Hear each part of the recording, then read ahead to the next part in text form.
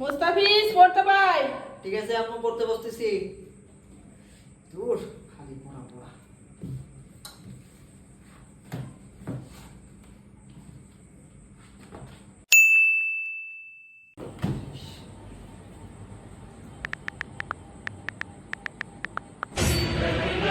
এই তোকে না ফোন ধরতে নিষেধ করছি, তুই আবার পড়ার সময় ফোন ধরছিস। তুই যদি নেক্সট টাইম মোবাইল ধরিস তোর কিন্তু খবর আছে। আচ্ছা।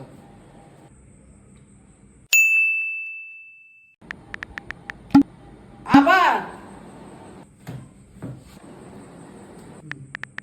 তো বেরে বদমাইশ আর ফোন টিপবি না না।